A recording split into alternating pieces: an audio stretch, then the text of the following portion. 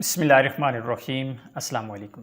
پاکستانی روپیہ تاریخ کی بدترین سطح پہ اس وقت پاکستان کی تاریخ میں پہلی بار ڈالر 290 روپے پہ پہنچ گیا، یعنی ایک $1 پاکستانی 290 روپے کے برابر۔ اگر ریال کی بات کریں، جو سعودی عربیہ میں رہنے والے میرے بھائی ہیں، تو ایک ریال 75 روپے 8 پیسے آج بینک الراجی کا ریٹ۔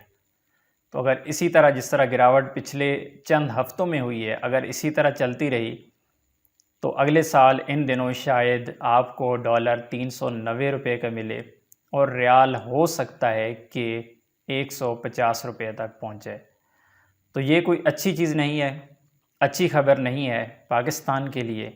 جو اوورسیز پاکستانی ہیں ان کو تو فی الحال اس کا فائدہ ہی ہو رہا ہے۔ بہت سارے لوگ یہ سمجھتے ہیں کہ کرنسی کا ریٹ بڑھ گیا ہے جس وجہ سے ہمیں فائدہ ہو رہا ہے۔ جہاں ہم 1000 ریال بھیجتے تھے تو 33,000 35,000 ہمارے گھر ملتا تھا، ابھی ہم 1000 ریال بھیجتے ہیں تو 75,000 روپے گھر پہ ملتے ہیں۔ اسی طرح جو ڈالر میں ہے جن لوگوں کی انکم، تو وہ بھی اس چیز پہ خوش ہیں، لیکن یہ پاکستان کی تباہی ہے، اور تباہی کرنے والے ان کے پاس ڈالروں کی کمی نہیں ہے، وہ ڈالر سے کھیلتے ہیں۔